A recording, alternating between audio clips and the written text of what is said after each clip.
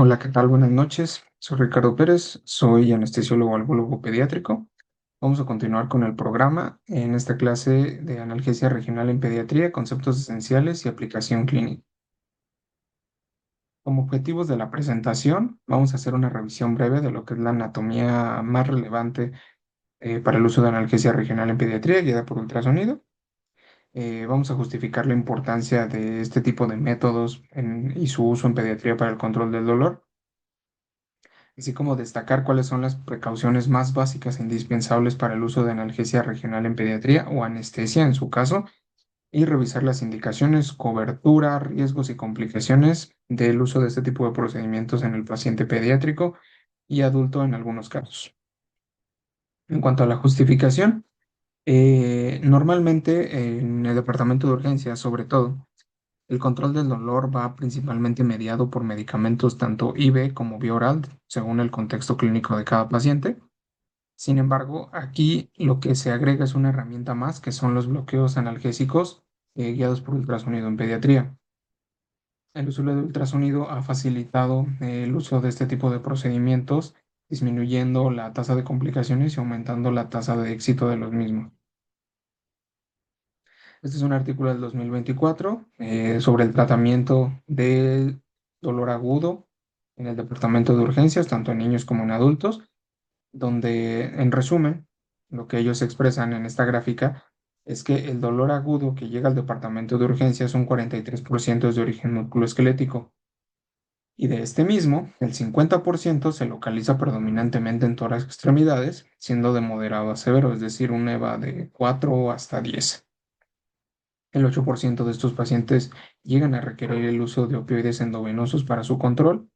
Solo 10% de los niños que llegan al departamento de urgencias se reportan con un control analgésico adecuado, y esto después de aproximadamente 2 horas de su llegada al departamento de urgencias. Esto pues, resulta en un problema bastante importante. No describen exactamente cuál es el motivo, pero al menos por la experiencia que vivimos en México, uno es en parte por la cantidad tan importante de pacientes que llegan a nuestros servicios de urgencias, y en otra, pues el desconocimiento tanto de el uso adecuado de los fármacos analgésicos en el departamento de urgencias, el miedo que se le tiene al uso de los opioides y otros medicamentos sedantes analgésicos, y en este caso la falta de capacitación en técnicas de analgesia guiada por ultrasonido en pediatría. Algunas de las ventajas de la analgesia regional en el departamento de urgencias es de que se puede utilizar tanto un método como analgésico como anestésico. Es una técnica confiable, relativamente segura, especialmente cuando se realiza guiado por imagen, en este caso por ultrasonido. En comparación con la sedación endovenosa o el uso de medicamentos opioides potentes, permite que el paciente se mantenga despierto, totalmente consciente, y que nos pueda dar, comprender información, seguir indicaciones y dar incluso consentimientos cuando se utiliza este tipo de manejo. Esto, claro está, en el paciente adulto. En el paciente pediátrico, esto no es así.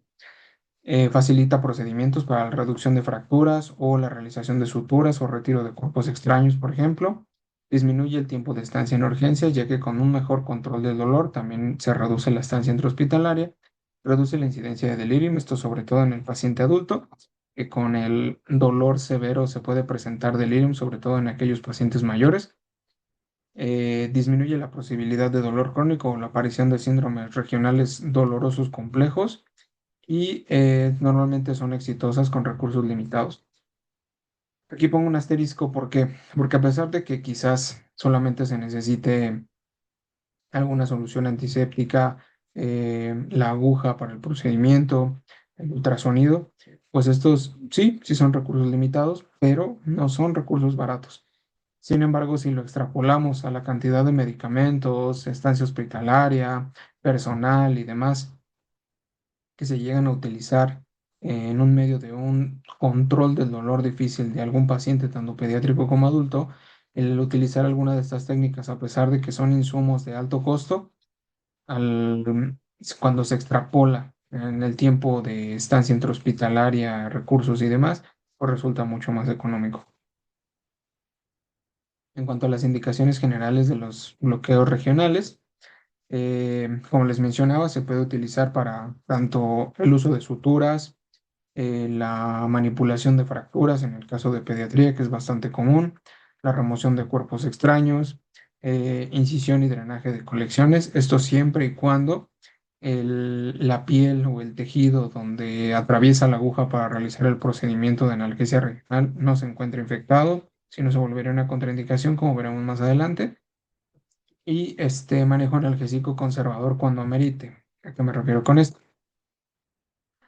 Una de las posibles contraindicaciones, que no es como tal una contraindicación, el síndrome compartimental en extremidades eh, es es un problema donde muchas veces el dolor o la sensación también nos guía sobre la evolución clínica del paciente. Entonces, si en este caso manejamos analgesia regional en un paciente con alto riesgo de síndrome compartimental, no está contraindicado, es una opción viable, se controla el dolor, el paciente está mucho más confortable, sin embargo, no podemos usar el dolor como una guía de evolución clínica. Esto es muy importante. ¿Por qué? Porque si le llegamos a controlar el dolor a un paciente, estamos acostumbrados a utilizar este último solamente como una guía de evolución, estamos mal. ¿Por qué? Porque al no explorar al paciente y no tener dolor, podría evolucionar este problema, convertirse en algo todavía mucho más severo, pero sin dolor. Entonces, se pueden utilizar para manejo conservador de dolor, sí, pero siempre y cuando se tomen las precauciones necesarias de esto. Una de las contraindicaciones más importantes es el rechazo del paciente o de los familiares. En el caso de los pacientes pediátricos que necesitamos el consentimiento de los papás, si no tenemos la autorización de los familiares, es la máxima contraindicación de este tipo de procedimientos. Alergia a anestésicos locales, equipo y recursos. Necesitamos tener los medicamentos adecuados, las agujas adecuadas, el ultrasonido, claro está, pero sobre todo que en nuestro centro donde estemos aplicando este tipo de procedimientos tengamos los medicamentos también para revertir complicaciones. Dentro de los más importantes es la solución intralipídica al 10% en caso de toxicidad por anestésicos locales. Infección en el lugar de la inyección, como les comentaba anteriormente. Estructuras vasculares superpuestas, ¿a qué se refiere? Que si al momento de escanear a nuestro paciente observamos que dentro de la zonoanatomía se observa alguna variante anatómica o no necesariamente una variante, pero vemos una arteria o una vena atravesando el sitio de la colocación del anestésico local, no es una contraindicación, pero sí aumenta mucho el riesgo de punción vascular y también, por tanto, el riesgo de toxicidad por anestésicos locales. Entonces, a pesar de que no es una contraindicación, si se existe algún otro tipo de abordaje que se pueda realizar sin la necesidad de acercarnos a vasos, tanto venas como arterias, mejor. Bloqueo bilateral. Sobre todo en la extremidad superior, se contraindica el uso de bloqueos bilaterales cuando son supraclaviculares. Interescalénico, bloqueo de tronco superior, bloqueo supraclavicular, por ejemplo. ¿Esto por qué? Por su cercanía con el nervio frénico y el porcentaje de bloqueo de cada abordaje del mismo, que puede ser tanto parcial como total, podemos tener una pérdida de la capacidad funcional de hasta un 30%, motivo por el cual si llegamos a hacer un bloqueo bilateral por arriba de la clavícula con alguno de estos abordajes y bloqueamos el nervio frénico de forma bilateral, pues tendríamos una insuficiencia respiratoria importante. Sitio compresible. Esto se refiere sobre todo a los pacientes que cursan con alguna coagulopatía o que están tomando en este momento algún anticoagulante. El uso de ultrasonido ha hecho mucho más seguros estos abordajes al grado de que podemos observar precisamente venas o arterias durante el abordaje, por lo tanto, de algún modo esquivarlas y no tener algún tipo de punción. Sin embargo, estos pacientes que están tomando anticoagulantes pueden llegar a tener como complicación hematomas en el sitio de realización del bloqueo, motivo por el cual se menciona que si es un paciente que está tomando anticoagulantes, que tiene una coagulopatía subyacente, que el abordaje que se esté realizando sea un sitio compresible por si llegamos a tener algún tipo de punción vascular o qué tipo de abordaje estamos realizando. Si es un abordaje profundo, si es un abordaje de difícil compresión, pues no es una contraindicación como tal, pero sí una precaución bastante importante. Una precaución más es que el operador sin una curva adecuada para el procedimiento realice este tipo de abordajes. Se necesita un entrenamiento adecuado, se necesita cuando uno está aprendiendo tener de preferencia a un experto a un lado que nos esté ayudando, que nos esté dando los tips justamente para hacer este procedimiento lo más seguro posible. Y cooperación inadecuada. No es una contraindicación, se puede realizar en el paciente sedado, sin embargo, ya estamos agregando un nuevo procedimiento. En pacientes pediátricos, en casi todos los pacientes pediátricos se necesita el manejo de pseudoanalgesia. Esto es sobre todo para el paciente adulto, que el paciente adulto que no coopere con el procedimiento, pues obviamente se contraindica el procedimiento, ya que pues, es más peligroso realizarlo en un paciente combativo. Sin embargo, en el paciente pediátrico, cuando se llegan a utilizar este tipo de abordajes, pues es necesario mantenerlos bajo sedación. Son pocos los pacientes pediátricos, sobre todo aquellos arriba de 7 años, que nos cooperan al 100%, casi como un adulto, que hablando con ellos es suficiente para que nos ayuden a realizar el procedimiento sin la necesidad de analgesia, pero son los menos pacientes que llegamos a ver. Quisiera empezar con esto, sobre todo hablando de precauciones básicas para el manejo de cualquier procedimiento invasivo, sobre todo en pediatría. Lo primero es no dañar. Entonces, necesitamos tener una adecuada valoración preanestésica, o en este caso, previo al procedimiento. El ayuno en caso de que utilicemos algún tipo de pseudoanalgesia, premedicación anestésica cuando amerite, pseudoanalgesia, como les mencionaba, en caso de que se utilice algún tipo de método analgésico o sedante, es necesario tener un ayuno adecuado, tener conocimiento sobre los anestésicos locales e intoxicación. Anatomía relevante, claro está, tanto son anatomía como anatomía macroscópica. Y lo más importante, tener práctica deliberada y guiada por expertos, hasta que uno no necesariamente se considere experto, pero que tenga la suficiente práctica como para realizar el procedimiento a solas. Antes de eso, se necesita tener a alguien que nos esté acompañando. En cuanto a la valoración preanestésica, para no hacer tan extenso este apartado, lo más importante es la cuestión de vía aérea, tener una adecuada exploración física y estatus cardiopulmonar, una exploración física dirigida sobre todo a nivel neurológico. ¿Por qué?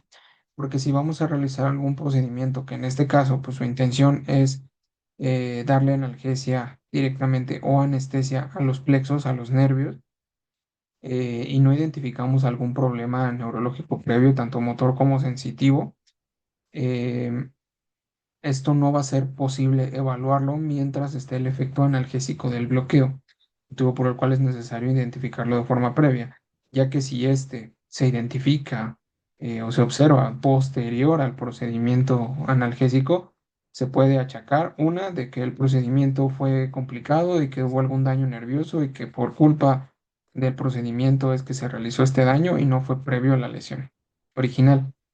Entonces, es necesario identificar déficits neurológicos previo al procedimiento, o si es necesario estar realizando una evaluación continua de tanto por el médico ortopedista, médico neurólogo, etcétera, etcétera. La analgesia regional puede limitar esta exploración.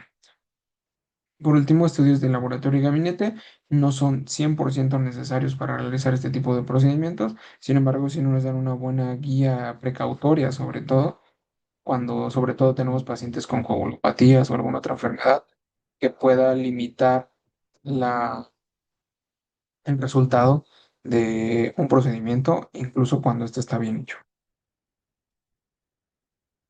Pautas de ayuno preoperatorio. Obviamente, esto no es un procedimiento necesariamente quirúrgico, pero sí implica que si llegamos a manejar pseudoanalgesia, tengamos un paciente con el ayuno adecuado para limitar el riesgo de broncoaspiración.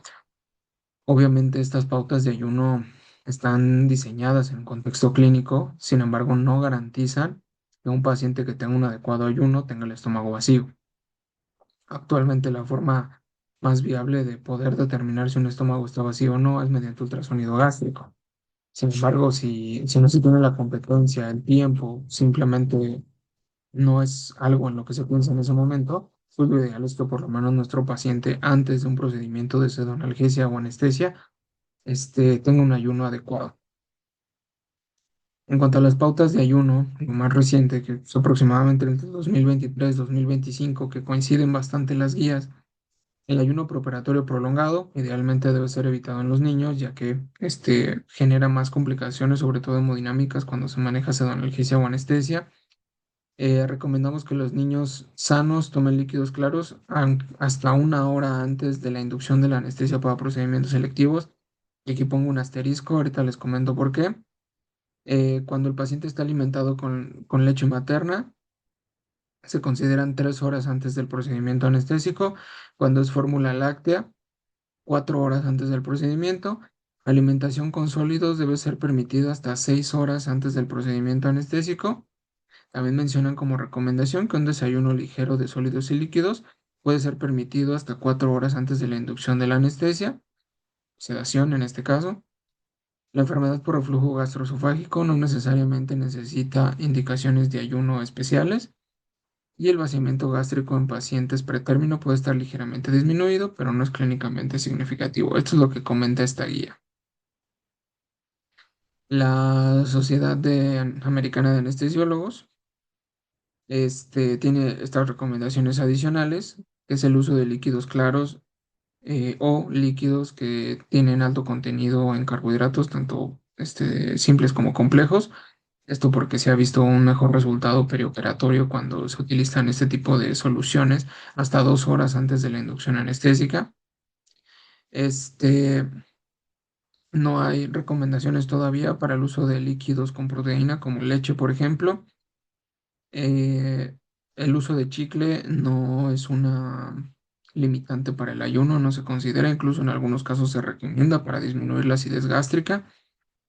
Este, no hay una recomendación clara, en este caso si es 1 hora o 2 horas, hablando de líquidos claros específicamente, y nuevamente que se evite el ayuno prolongado en los pacientes pediátricos. Ahora, ¿qué les mencionaba que hay que poner un asterisco en todo esto? Estas son pautas de ayuno preanestésico preoperatorio modernas y no se les quita valor. Sin embargo, en México no están legisladas. ¿A qué me refiero? Si en una guía de práctica clínica, cualquiera, tanto de quirúrgica para adultos como niños, habla del ayuno y menciona las recomendaciones que usualmente utilizamos en México, perdón, que es 2 horas para líquidos claros, 4 horas para leche materna, 6 horas para fórmula láctea y 8 horas para cualquier alimento sólido. Aquí hay variantes dependiendo del criterio de cada uno, de este último sobre todo. Este, si llega a haber algún problema por ejemplo, de broncoaspiración durante un evento de anestesia, o sea, analgesia o intubación, etcétera, no urgente, programado. En el caso del ámbito de urgencias, aclaro, quirófano es otra cosa. Y no se respetaron las pautas de ayuno que normalmente se utilizan en México y que aparecen en las guías de práctica clínica. Llega a haber un problema legal y nosotros nos justificamos con la nueva literatura 2023, 2025, incluso 2026 las nuevas pautas de ayuno, nos vamos a meter en un problemón. ¿A qué me refiero? De al no estar legislado en México, al no aparecer en una guía de práctica clínica, digámoslo así, que no es una indicación legal, motivo por el cual, a pesar de que estas son las nuevas recomendaciones, por recomendación personal, sí les comento que es preferible de momento, hasta que no se actualicen las guías, utilizar las viejas pautas de ayuno, que son nuevamente 2 horas para líquidos claros, 4 para leche materna, 6 para fórmula láctea y 8 para alimentos sólidos. En cuanto a la premedicación es un método que nos permite de forma bioral, intramuscular, intranasal, en su caso, administrar medicamentos sedantes o incluso analgésicos que permitan que el paciente pediátrico sea un poco más cooperador. No le va a inducir necesariamente el sueño, no en todos los casos. La gran mayoría de los casos únicamente lo que genera es que el paciente esté un poco más tranquilo, más cooperador, menos combativo y nos permite hacer algunos procedimientos incluso invasivos, este, quizás sin tanto movimiento o incluso con una cooperación total. Varía mucho entre cada paciente, el medicamento que utilicemos y la dosis que se esté utilizando.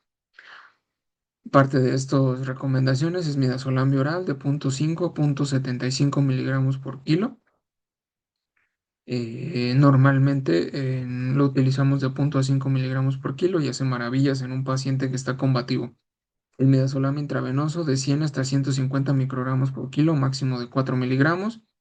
Midazolam intranasal, 0,2 miligramos. Este lo pongo en rojo porque arde mucho. Entonces, usualmente no lo usamos. ¿Por qué? Porque ya tenemos un paciente asustado, ya tenemos un paciente con dolor y todavía le vamos a provocar más dolor con la premedicación. Entonces, es una vía funcional. Sin embargo, si no es necesaria y pueden utilizar la vía oral, perfecto. Dexmedetomidina intranasal de 0,5 hasta 2 microgramos por kilo.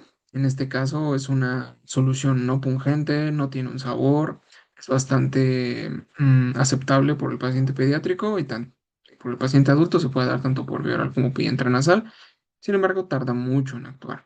Entonces, si no tienes tiempo para esperar el efecto máximo de la dexmedetomidina, les recomiendo no utilizarlo.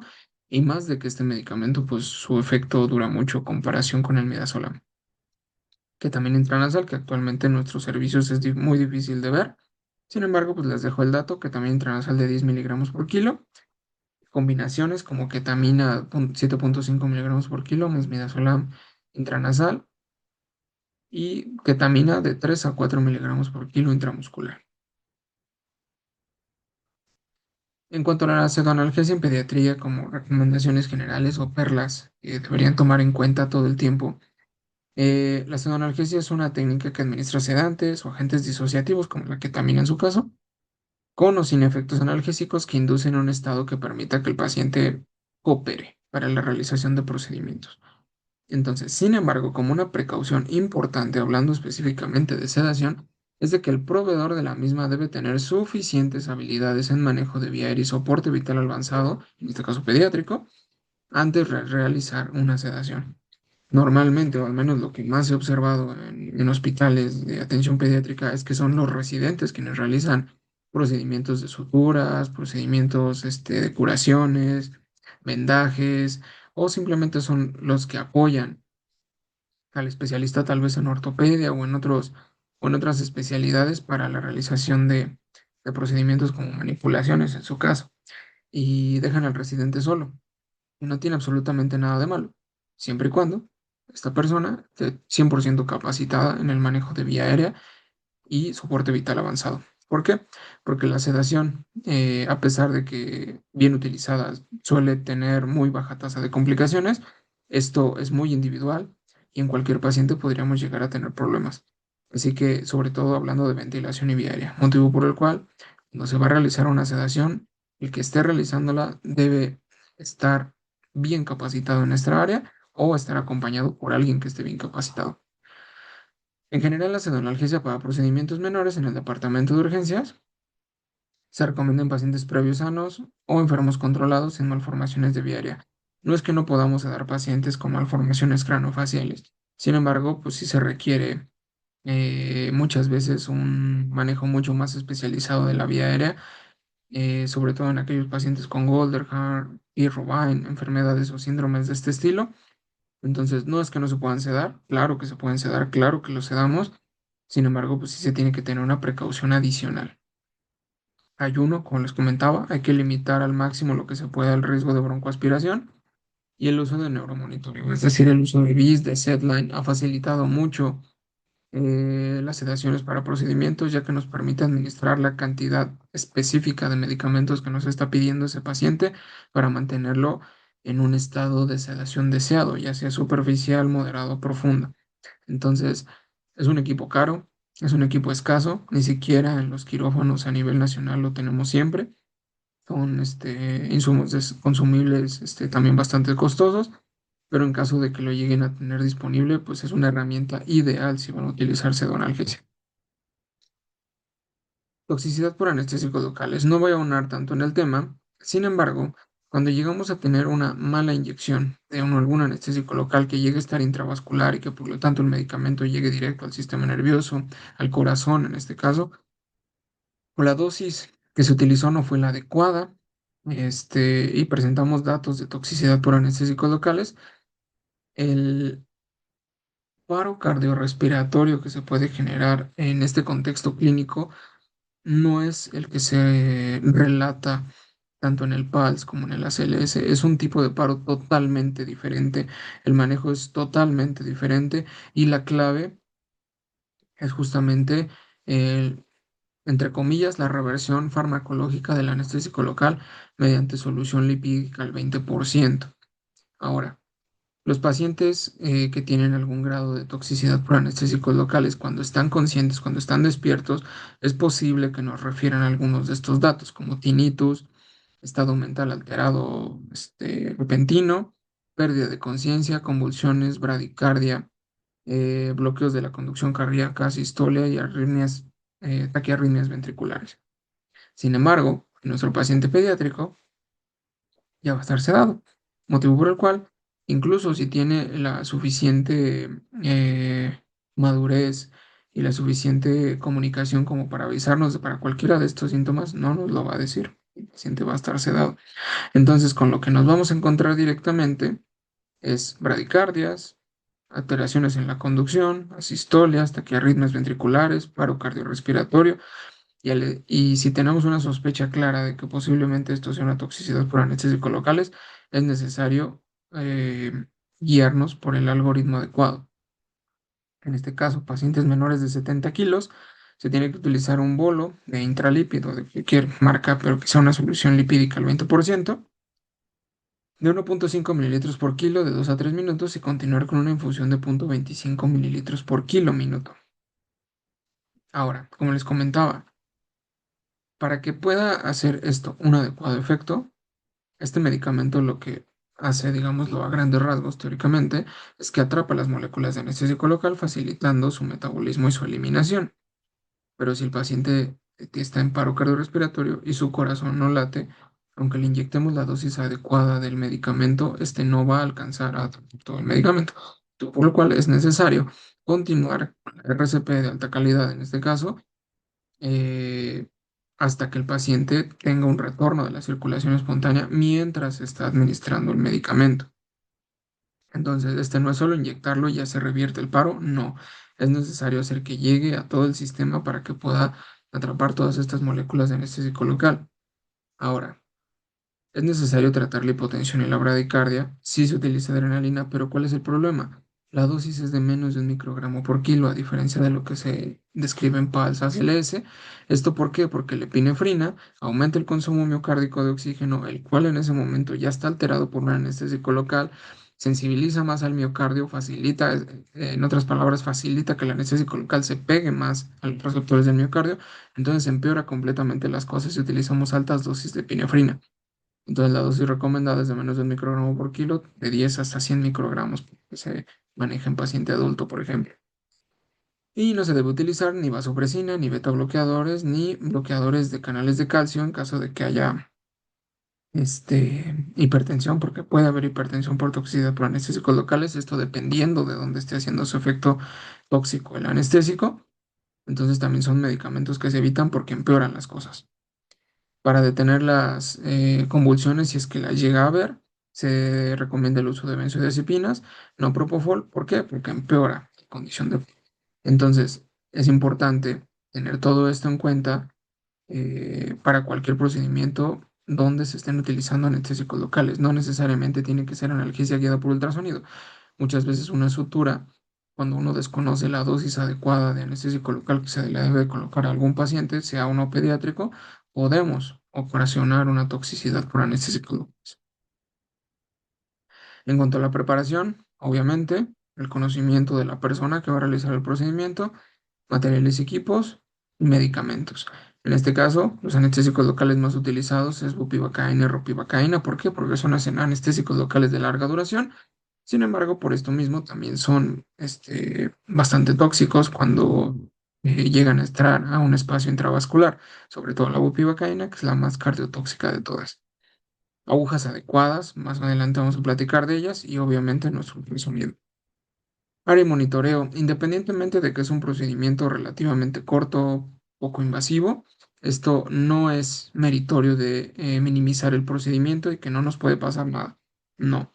Todos los pacientes deben estar adecuadamente monitorizados. Tenemos que tener aire medicinal, oxígeno, no necesariamente una máquina de anestesia, pero tener equipo de ventilación adecuado en caso de que se vaya a necesitar, incluso si son reanimadores manuales de urgencias, carro rojo y medicamentos para cualquier emergencia. No es comercial, sin embargo, dentro de las agujas que se utilizan para la analgesia regional, tenemos esta marca donde la aguja no solo está gradeada por centímetros para poder observar a qué profundidad estamos entrando, y aparte de que estas marcas se pueden ver en el ultrasonido, sino que las agujas son ecogénicas. ¿Qué quiere decir? Tienen estas pequeñas dentaciones que permiten que el sonido rebote cuando choca con la aguja al uso del ultrasonido, motivo por el que sea mucho más fácil verlas en una imagen guiada por ultrasonido. La punta tiene un bisel especial de 30 grados que también facilita su reflejo del sonido durante el procedimiento, por lo tanto que observemos, es imperativo observar la punta todo el tiempo durante el procedimiento para saber dónde estamos. Son 360 grados, tienen recubrimiento y estas en particular pues tienen un cablecito que nos permite usar neuroestimuladores. Esta es otra marca que son las Stimuplex. De la misma forma, tienen el mismo tipo de bisel, recubrimiento, están graduadas, pueden o no tener cable para neuroestimulación. Es necesario utilizar las agujas adecuadas. Normalmente se evita el uso de estas agujas porque son bastante costosas. Estas agujas al menudeo, cuando uno las compra personalmente, no en tanto en un medio hospitalario, llegan a costar entre 800 a 1000 pesos cada aguja. Lo que está dependiendo de quién las esté vendiendo. Lo más barato que se he visto es en 750 pesos, pero pues claro, esto va aumentando año con año. Las agujas están especialmente diseñadas para su uso con el ultrasonido y también para limitar el daño nervioso en caso de que nuestro abordaje involucre acercarnos mucho a troncos, nervios o fascículos. Normalmente se utilizan punzos, agujas hipodérmicas, pero ¿qué es lo que sucede con estas agujas? Las agujas de bisel corto, en este caso que son especiales para el uso de anestesia regional, se compararon en este estudio, que pues, si se dan cuenta y es bastante viejito, desde los años 70, con agujas hipodérmicas o de bisel largo. En este caso, lo que hicieron directamente fue buscar cuál es la tasa de lesión nerviosa con el uso de una u otra aguja. Entonces, los biseles que se utilizaron largos, es decir, que estos son los biseles que tienen nuestras agujas hipodérmicas, nuestras agujas de los punzos de los catéteres periféricos, de 15 pacientes, 13 tuvieron lesión fascicular, de 13 a 14 tuvieron lesión fascicular. Y en aquellos que tenían el bisel corto, 8, o sea, prácticamente un 50% de los pacientes. Y esto estamos hablando de que atravesaron a propósito nervios ciáticos con el objetivo de provocar una lesión. Esto, claro, está en espécimen cadavérico. Pero una vez viéndolo al microscopio, la lesión era mucho más frecuente con el bisel largo. Y comparado entre una preparación con un nervio como tal, lo que hicieron fueron estas comparaciones, pero de todos modos era mucho más frecuente observar lesiones con el uso de biseles largos que con el uso de biseles cortos, lo que justifica el uso de la aguja adecuada para el procedimiento.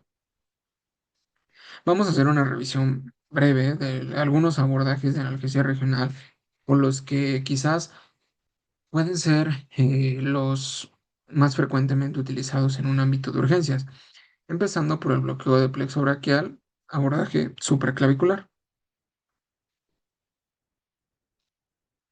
Brevemente, la anatomía del plexo braquial. Este inicia en C5 y termina en T1, puede estar prefijado o posfijado, es decir, puede empezar antes o terminar después. De estas raíces se forman posteriormente troncos cuando se van uniendo entre ellos. El tronco superior, que es este marcado en verde, se forma con la unión de C5, C6.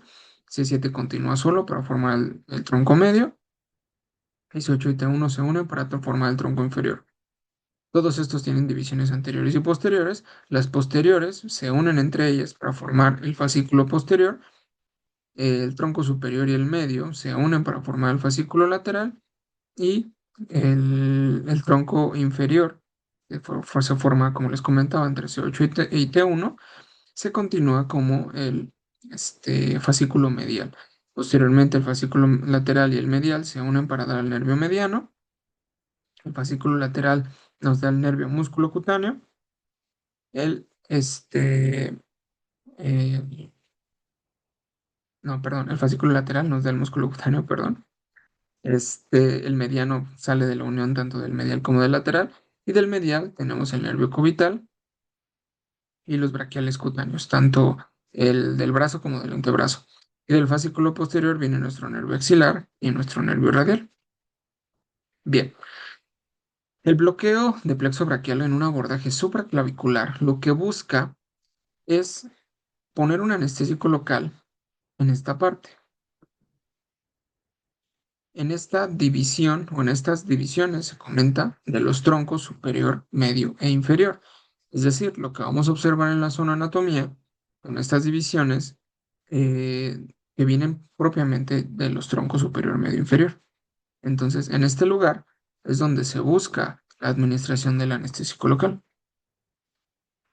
En cuanto a consideraciones generales, se considera que este tipo de abordaje puede tener una falla del 10 al 15%, lesión neurológica del 1,7%, que puede ser mucho mayor si no se utiliza la aguja adecuada, síndrome de Horner en un 34%, esto claro está, dependiente de volumen y de la presión de inyección que se esté utilizando, hematoma en un 8,8%, lesión vascular 2,5%, neumotórax del 6,1%.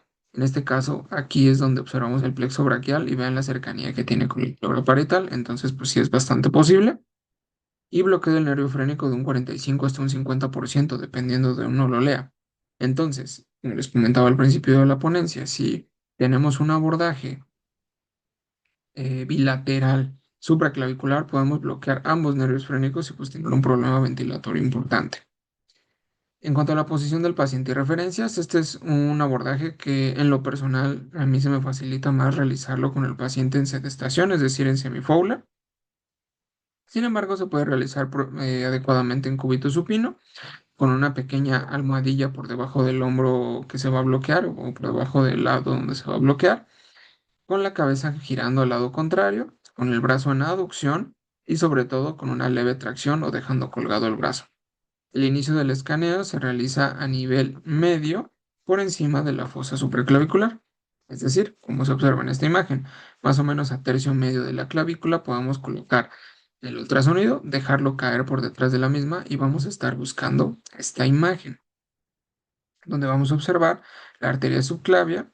Esta línea hiperecoica corresponde con su sombra acústica posterior a la primera costilla y por debajo podemos ver el pleura. Estas divisiones, estos circulitos de aquí, este panal de abejas, como le quieran mencionar, racimo de uvas, son propiamente pues, las divisiones a nivel supraclavicular de nuestro plexo braquial. En otros casos se comenta que son directamente los troncos del plexo braquial observados pues, a un nivel inferior. Entonces lo que observamos son las divisiones del tronco superior, el tronco medio y el tronco inferior, y en ocasiones las del tronco inferior no se observan, puede estar incluso por debajo de la arteria subclavia. De este lado tenemos el músculo moyoideo y los músculos escalenos. En este caso se observa el escaleno medio. Entonces, para un abordaje adecuado se considera que la primera costilla debe estar por debajo de lo que es nuestro plexo y nuestra arteria subclavia, porque en ocasiones podemos ver una imagen adecuada del plexo, pero vemos de este lado la primera costilla, de este lado la arteria y por acá abajo la pleura. ¿Se puede bloquear? Sí, sí se puede bloquear.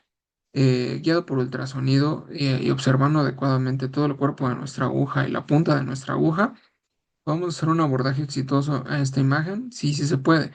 ¿Cuál es el problema? Que si queremos abordar nuestros troncos inferiores, que estarían hasta acá, estaríamos muy cerca de la pleura, por lo tanto, un mayor riesgo de complicaciones, por el cual se recomienda tener la imagen adecuada para tener una menor tasa de complicaciones y un abordaje exitoso. Como les mencionaba, una vez que se coloca el transductor y que tenemos la imagen adecuada, la imagen eh, que observamos anteriormente. La aguja va a entrar de lateral a medial, puede ser incluso levemente de posterior a anterior. En plano quiere decir que la aguja va a entrar justo por debajo de la sombra acústica o del sonido que genera propiamente el ultrasonido. Y podemos generar pequeños movimientos de tilting, que es como se comenta, para pues tener una mejor ubicación tanto de la imagen como de nuestra aguja. La intención es abordar ya sea de forma extrafacial o intrafacial. Extrafacial quiere decir por afuera del plexo o intrafacial dentro de la fascia que cubre este plexo, es decir, más o menos en este punto, administrar el anestésico local. Cuando se realiza de forma extrafacial, lo que se recomienda es precisamente hacer rodear todo nuestro plexo con anestésico local, limitando también el número de redirecciones. En este caso puede ser una o dos, ya sea que si con una sola función y una sola redirección cubrimos todo el plexo, con eso está perfecto. Si no, pues voy a buscar la manera de rodearlo completamente. La difusión del anestésico local, pues la intención es hacerlo alrededor de nuestro plexo, como les comentaba hace un momento, y cuando llega a ser intrafacial, justo dentro de estas divisiones, es administrar el anestésico local y se observa claramente cómo se da la difusión del mismo alrededor de los fascículos. Indicaciones para este abordaje: cirugía de miembro superior, debajo del hombro predominantemente, cirugía de brazo, codo, antebrazo, mano, es decir, nos cubre prácticamente todo el brazo hasta la mano, incluyendo el hombro si hacemos ahí alguna intervención adicional con el nervio supraescapular. Lo único que no nos cubre es la parte interna. Nuestro brazo, que esto es predominantemente territorio del nervio intercostobraquial, que es un nervio de T2. Sin embargo, pues si cualquier procedimiento de manipulación ósea, sobre todo, involucra cualquier parte de nuestro brazo, pues es posible realizarlo, ya que el intercostobraquial pues, cubre predominantemente piel, nada más. La dosis, aproximadamente de 20 a 25 mililitros, es lo que se llega a recomendar en este libro del Nisora, pero pues por lo general tratamos de limitarnos a una dosis, a un volumen de 15 hasta 20 mililitros. 25 muchas veces ya suele ser excesivo. Y podemos utilizar bupivacaína o ropivacaína al 0.5% cuando necesitamos una dosis anestésica. Pero si lo único que necesitamos es analgésico, con bupivacaína o ropivacaína del 0.1 al 0.2% es suficiente. Aclarando que la dosis de 0.2% en pediatría, sobre todo menores de 5 años aproximadamente, se puede comportar anestésico también. Incluso en algunos pacientes adultos también se puede comportar como una concentración anestésica, por lo cual pues hay que tener un poquito de cuidado aquí al manejar las concentraciones. Este es una imagen como tal, en este caso un videíto, donde observamos justamente cómo se realiza el abordaje supraclavicular. En este caso se ve la imagen, la arteria subclavia, nuestro plexo, y aquí vemos cómo va entrando nuestra aguja justamente con el objetivo de alcanzar pues, nuestro plexo braquial. Vemos cómo inicialmente se apoya por debajo del plexo, administrando una dosis de anestésico local extrafacial. Extrafacial quiere decir que no entró aquí a lo que es el plexo. Vemos cómo se empuja el plexo de nuestra arteria subclavia y cómo lo está bañando de anestésico local.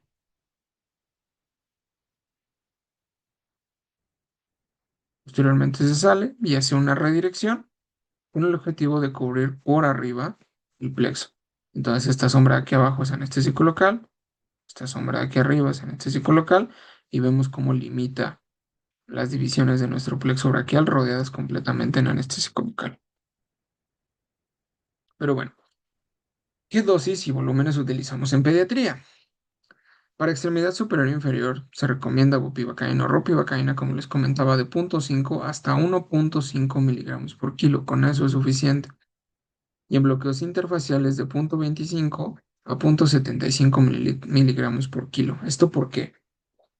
Algunos abordajes interfaciales, es decir, que se realiza el bloqueo no apuntando a nervios, sino bañar con anestésico local entre dos fascias, se utilizan volúmenes bastante grandes. Entonces, si llegáramos a utilizar dosis de anestésico local mucho más grandes, tendremos un mayor riesgo de toxicidad por anestésicos locales. Por otro lado, los bloqueos interfaciales, la gran mayoría son analgésicos, si no es que todos, motivo por el cual no es necesario utilizar tanto medicamento si el efecto va a ser exactamente el mismo, solamente analgesia y no anestesia. En cuanto a los volúmenes, para el abordaje supraclavicular del plexo braquial, se recomienda un volumen de 0,3 mililitros por kilo cuando se está utilizando ultrasonido. Infraclavicular 0,2, nervio ciático, que lo vamos a ver más adelante, 0,2 mililitros por kilo, femoral 0,15 mililitros por kilo, que lo vamos también a ver posteriormente. Vaina de los rectos, que es un bloqueo abdominal de 0,10 mililitros por kilo, y bloqueo linguinal, que también es un bloqueo abdominal de 0,10 mililitros por kilo. Otras dosis que se reportan en cuanto a los anestésicos locales es que en pacientes preescolares de 1,2 a 1,8 miligramos por kilo, de 6 a 12 a 11 años de 2,5, también como adolescentes 2,5 miligramos por kilo. Dependiendo de uno donde lo revise, puede encontrar estas dosis. Son dosis funcionales, son dosis que utilizamos sobre todo en el ámbito anestésico, no analgésico, y se consideran como dosis tope, la máximo de dosis por miligramos por kilo que puedes utilizar para un abordaje. Eh, no es una ley, hemos utilizado más, hemos utilizado menos con abordajes exitosos, solo pues es necesario comentar que entre más medicamentos estamos utilizando, más nos arriesgamos a toxicidad por anestésicos locales. Entonces, pues lo recomendable es intentar no pasarnos de las dosis sugeridas, que lo máximo es 2,5 miligramos por kilo, tanto para ropi como para bupivacaína. En preescolares, en general, volúmenes de 0,3 a 0,5 mililitros por kilo, escolares de 0,4 y adolescentes de 0,3 mililitros por kilo. En cuanto a algunos abordajes de la extremidad inferior, vamos a ver brevemente qué onda con la anatomía de la inervación de la extremidad inferior, que en este caso viene predominantemente del plexo lumbar. El plexo lumbar en un 75% viene de L1 a L4. Sin embargo, nuevamente puede estar prefijado, o posfijado, dependiendo. Ya L4, L5, a pesar de que sí son parte de la extremidad inferior, pues son más parte ya de lo que es el tronco lumbosacro y ya también abordan otras áreas, no solo extremidad inferior. Pero en general, plexo lumbar es L1, L4. El nervio femoral, que es uno de los abordajes que vamos a ver, el bloqueo del nervio femoral, viene de la anastomosis, por así decirlo, de L2, L3, L4, es la rama más larga del plexo lumbar, desciende por el cuerpo del psoas mayor y posteriormente desciende por detrás del ligamento inguinal, lateral a la arteria femoral. Aquí se puede observar en esta imagen, que posteriormente de nervio femoral se convierte en nervio safeno. Y en esta imagen vemos su relación tan importante que tiene con nuestros grandes vasos. ¿Por qué? Porque es la imagen que vamos a observar en el ultrasonido. Aquí vemos nuevamente cómo desciende por el cuerpo del psoas, pasa por detrás del ligamento inguinal, a un lado de la arteria femoral y también a un lado de la vena femoral. En el caso del abordaje del bloqueo del nervio femoral, esta es la cobertura que vamos a tener, que es prácticamente anterior, la piel anterior a lo que es nuestra extremidad inferior, la musculatura del cuádriceps, la cara anterior de nuestro fémur y parte de la tibia, sobre todo en la región interna, lo que es el malleolo interno de nuestra extremidad inferior y nuestro cóndilo interno son cubiertos por este nervio, pero predominantemente lo utilizamos para cubrir fémur en su cara anterior y la musculatura anterior hasta la rótula y el ligamento rotuliano. Llega a tener algunas otras ramas, tanto de inervación abdominal, tanto divisiones anteriores y posteriores, que pues le dan la inervación tanto a los músculos como la piel como el hueso de nuestra extremidad inferior. En cuanto al nervio ciático, este se forma a partir del tronco lumbosacro, que es la unión de L4 a L5, y las ramas anteriores de la primera hasta la tercera raíz sacra. La unión de estas raíces es lo que nos va a dar los nervios ciático, ciático en general, pero como tal ciático externo, pero no común, el ciático poplito interno o tibial. En otras palabras, es el peroneo o el tibial. Juntos en una sola vaina es lo que se conoce como el nervio ciático. Entonces, desde su origen, vemos cómo pasa hacia la cara posterior, por debajo de lo que son nuestros músculos de la cara posterior de nuestro muslo. Y si lo retiramos, podemos observarlo en todo su trayecto a medida de cómo llega aproximadamente al tercio inferior de nuestro fémur, cómo se divide en una rama tibial y en una rama peronea principales, y de ahí se divide en múltiples ramas que le van a dar la inervación, sobre todo a la pierna, a la tibia y a la musculatura y al pie. Entonces lo que observamos en esta imagen. Vemos cómo cubre predominantemente toda la región de la tibia, excepto lo que es la parte interna de lo que la cobertura de nuestro nervio femoral y nuestro nervio safeno. Es decir, no nos va a cubrir ni malleolo interno ni condilo interno, pero sí nos va a cubrir en general toda la tibia, todo el pie, salvo estas pequeñas porciones que llega a cubrir el nervio safeno. Bien, para el bloqueo del nervio femoral tenemos que observar, obviamente, nuestra vena femoral, nuestra arteria femoral, nuestro nervio femoral y sus fascículos que no siempre se ven. En algunos pacientes muy delgados llegamos a observar hasta fascículos dentro de lo que es el nervio. Se ve pues, bastante padre. Y en el paciente pediátrico en particular, la mayoría de los abordajes se ven bastante bien.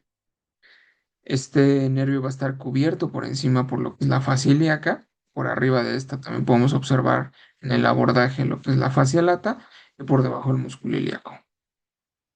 En cuanto a la técnica, con el paciente en cúbito supino y la camilla plana, es decir, sin ninguna posición adicional, se coloca el transductor en una orientación transversa en la ingle por encima de los vasos femorales. Entonces, lo que tenemos que identificar, como les comentaba, es la vena femoral, la arteria femoral, el nervio femoral, que si se dan cuenta en este caso únicamente se ve como una imagen hiperecoica, hasta cierto punto isoecoica con el resto de los tejidos, lateral a lo que es la arteria femoral, por debajo de este el músculo ilíaco, y esta pequeña línea que está por encima corresponde precisamente a nuestra fascia ilíaca. Bien, entonces, de esta forma colocamos lo que es nuestro ultrasonido y vamos a entrar nuevamente, como en el abordaje supraclavicular. Es un abordaje en plano, es decir, con la aguja pasando por debajo de nuestro ultrasonido, con el objetivo de guiar la punta de la aguja hacia la periferia de nuestro nervio femoral. Esto con el objetivo, después de atravesar lo que es nuestra fascia ilíaca, que es esta línea rosada que se encuentra aquí, realizar un baño del anestésico local casi en dona sobre nuestro nervio femoral. En cuanto al bloqueo del nervio ciático popliteo, este es un abordaje que se puede realizar en varias posiciones, es bastante versátil hasta cierto punto, y lo cual es una ventaja porque muchas veces el paciente no se puede posicionar de la forma en que nosotros queremos, pero afortunadamente este es un abordaje que se puede realizar en varias posiciones. Aquí lo que buscamos es la imagen del músculo semimembranoso, el bíceps femoral, y en el centro de estos vamos a ver lo que es nuestro nervio ciático. Dependiendo de la altura, podemos ver una división clara entre nuestro nervio tibial y nuestro nervio peroneo común, la vena poplitea, la arteria poplitea, y hasta abajo podríamos incluso observar lo que es el hueso. Sobre todo en pediatría es bastante frecuente observar la cara posterior de nuestro fémur. El transductor se coloca de forma transversal sobre el hueco popliteo y de ahí se busca como tal pues esta imagen. En un momento vamos a platicar un poquito más de cómo se observa. El abordaje aprovechando esta foto igual se realiza en plano, en este caso de lateral a medial, buscando esquivar el tendón del bíceps femoral. De preferencia no se debe de atravesar, puede generar una lesión y puede ser muy dolorosa. Se realiza justamente en plano, en un abordaje transversal o en un eje corto. Como les mencionaba, se puede realizar en varias posiciones. En cúbito prono completamente, se puede realizar en cúbito lateral e incluso se puede realizar en cúbito supino en una posición de litotomía, siempre y cuando tengamos un adecuado acceso a lo que es el hueco popliteo, siendo esta última la más compleja y la más incómoda para nosotros. Sin embargo, pues el abordaje se puede realizar. Ahora, en cuanto a la colocación de la sonda, si realizamos un triángulo entre el centro o la mitad de lo que es nuestro hueco popliteo, pues vamos a abrir el pliegue de flexión de la rodilla. Podemos colocar ahí directamente el ultrasonido, pero si utilizamos esto como base de un triángulo, de un lado vamos a tener los tendones del semitendinoso y el semimembranoso, y del otro lado, en la parte lateral, el tendón del músculo bíceps femoral. Entonces, lo que se recomienda es colocar el ultrasonido, ya sea tanto del pliegue hacia arriba o del vértice hacia abajo, esto con el objetivo de localizar la imagen más adecuada. ¿A qué me refiero? En este caso, tenemos el corte A, corte B y el corte C. A medida de cómo estamos más abajo en el hueco popliteo, vamos a observar la separación de lo que son nuestros nervios. Sin embargo, a medida de cómo vamos subiendo, estos se van a ir juntando, nuestro componente tibial y nuestro componente peroneo, hasta formar una sola imagen, una sola masa. En cualquiera de estos abordajes se puede realizar el bloqueo. Sin embargo, si lo realizamos a esta altura, tendríamos que hacer un abordaje aquí y un abordaje acá. Es decir, localizar dos estructuras para realizar exactamente el mismo bloqueo. Esta es la imagen ideal que normalmente se considera para realizar este tipo de abordaje cuando se observan los dos componentes pero están prácticamente pegados. Todavía podemos observarlos. ¿Esto por qué? Porque la aguja entraría justo en el centro de ambos sin lesionarlos, haciendo un baño de ambos fascículos, de ambos nervios, perdón. Y es justamente una de las técnicas más exitosas para realizar este procedimiento. ¿Se puede realizar acá? Claro que se puede, incluso se puede realizar a nivel subglúteo, se puede realizar transglúteo, el abordaje del bloqueo del nervio ciático, incluso existe un abordaje anterior. ¿Es posible realizarlo aquí de forma sencilla? Sí, claro que sí. Sin embargo, este tiene una tasa de éxito un poquito más alta a nivel de este abordaje. Pero aquí, a este nivel, lo que haríamos es justamente bañar la totalidad de la masa o del nervio ciático como en donita, a diferencia de aquí que entraríamos entre ambos, o a diferencia de aquí que tendremos que bañar uno. Entonces, como les comentaba, justo lo que se recomienda, entrar de lateral a medial, obviamente buscando evitar los vasos, atravesando la masa de lo que es el músculo bíceps femoral sin lesionar su tendón, entre ambos, para poder realizar un adecuado baño con anestésico local. Este es uno de los abordajes que también el del nervio femoral, pero sobre todo que se puede realizar con una técnica en plano, es decir, en un eje corto, realizamos en plano el abordaje en la imagen pasada, pero en este caso fuera de plano también se puede realizar, es decir, entrando justo en el centro del ultrasonido, siempre poniendo la imagen de nuestro nervio hasta el centro, llegando en el centro de ambos nervios y haciendo el baño del anestésico local. Por último, vamos a mencionar lo que es el bloqueo del erector espinal. Este es un bloqueo analgésico interfacial. Como les comentaba, el anestésico se deposita entre dos fascias musculares. Este es un abordaje que se describió en el 2016 en la revista de Regional Anesthesia and Pain Medicine por el doctor Mauricio Forero, y justamente tiene la intención de generar analgesia a nivel del tórax. Brevemente, la anatomía de lo que no son nuestras vértebras. Tenemos lo que son nuestras láminas, lo que son nuestros procesos articulares, tanto superiores como inferiores, los pedículos, que son estos pequeños fragmentos óseos que unen el cuerpo con lo que son las apófisis transversas, nuestra apófisis espinosa y propiamente el cuerpo de la vértebra y nuestro canal espinal. Ahora, el erector espinal no es como tal un músculo, sino es un grupo de músculos que está formado por el espinal, el longísimo al ilio costal, que justamente esta masa muscular va desde la apófisis espinosa hasta la apófisis transversa. Toda esta masa espinal, perdón, muscular a nivel espinal es lo que nos da el complejo espinal, ¿de acuerdo? Entonces, ¿por qué se le conoce de esta forma? Porque justamente es esta masa muscular lo que nos va a dar la guía, así como las estructuras óseas para realizar el abordaje. La intención es hacer un rastreo sonográfico del centro hacia lo lateral, aproximadamente en adultos, ¿cierto? Hasta 2 centímetros del centro de nuestra espina, de nuestra columna, hasta poder observar lo que son las apófisis transversas. Eso es lo que se busca en este caso, perdón. Con un ultrasonido, justamente lo que vamos a observar inicialmente, justamente van a ser nuestras láminas, posteriormente vamos a observar justa parte de lo que es la anatomía de nuestra vértebra hasta llegar a lo que es nuestra apófisis transversa. El objetivo de este bloqueo es depositar el anestésico local por debajo de lo que es el complejo muscular del erector espinal.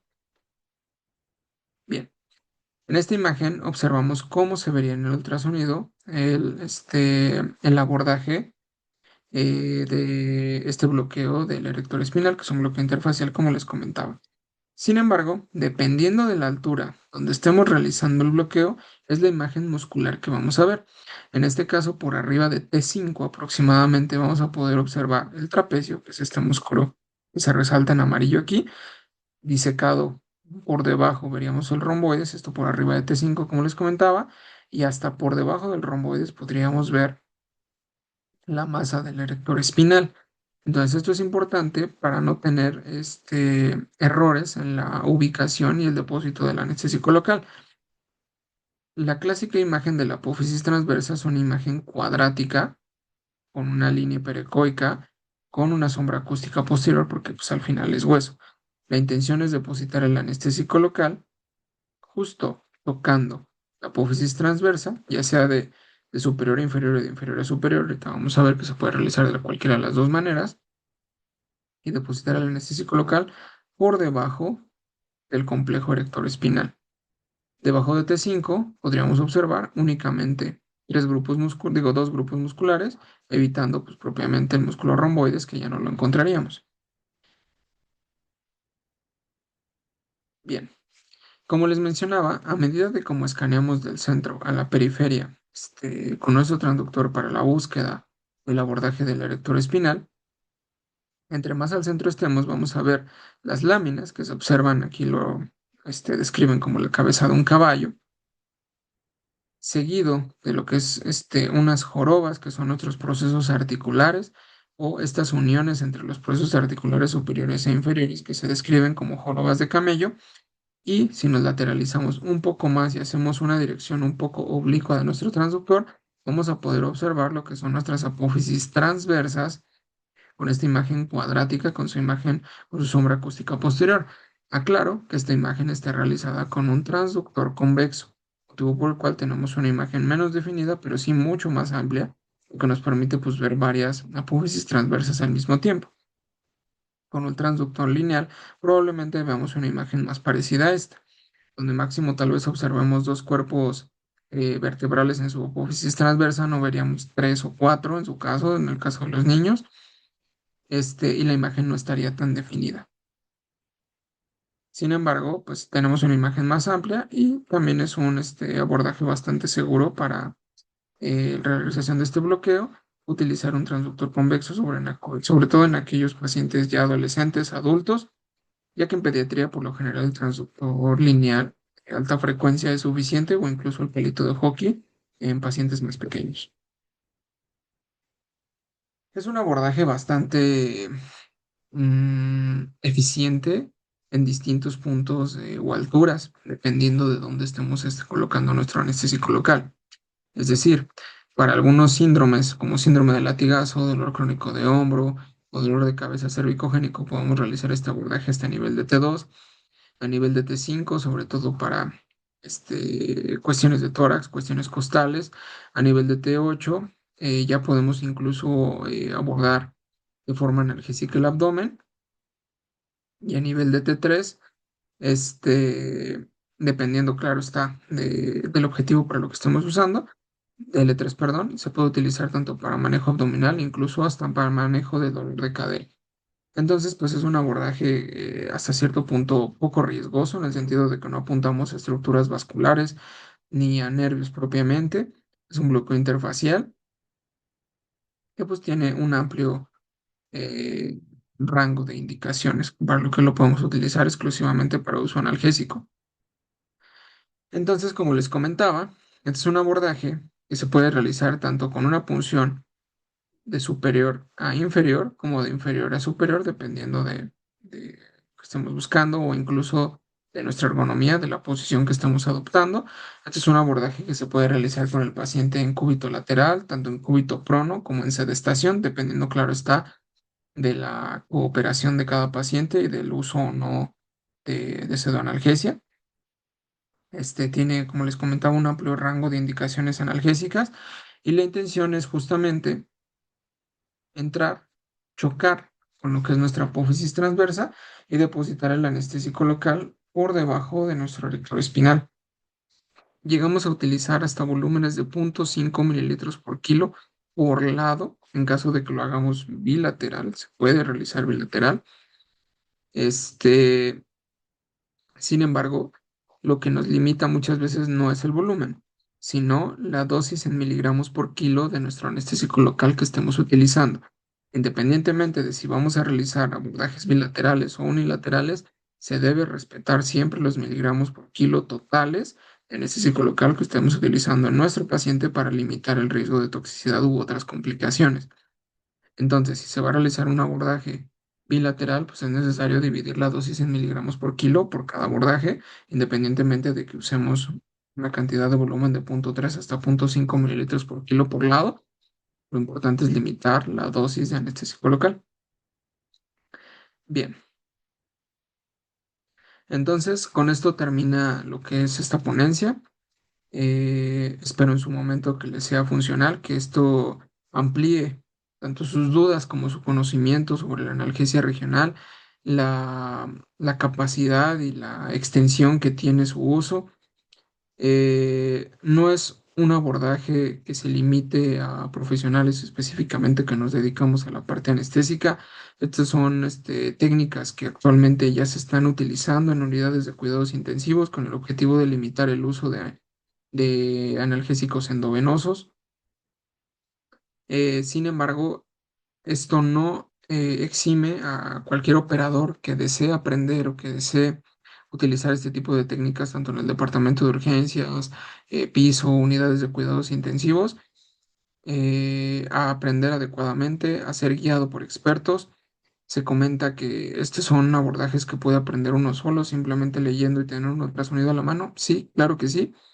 Sin embargo, al no tener un guía o alguien que nos esté enseñando, pues claro está que cometer errores o pues las posibles complicaciones que podamos provocar con este tipo de procedimientos, pues puede ir a la alza. Entonces lo recomendable pues es tener un adecuado adiestramiento en caso de que se deseen utilizar este tipo de abordajes o simplemente que si es necesario pues se le hable el experto más cercano que pueda utilizarlos. Esto con el objetivo de ofrecerles la mejor atención a nuestros pacientes, no limitar sus opciones analgésicas, y no quedarnos únicamente con medicamentos endovenosos que si bien utilizados son bastante seguros, son bastante eficientes, pero tenemos limitantes en cuanto a nuestra manejo, nuestra expertise en la vía aérea, o tenemos un paciente que la sedación se puede comportarse mucho más peligrosa que el abordaje de anestesia regional misma, pues sí tener este conocimiento para tener un amplio rango de opciones para poder utilizar en todos nuestros pacientes. Como les comentaba nuevamente, yo soy Ricardo Pérez, soy anestesiólogo, algólogo pediátrico. Un agradecimiento a la asociación por la invitación. Un gusto estar con ustedes nuevamente. Cualquier duda les dejo mi correo y mi número de teléfono. Muchas gracias.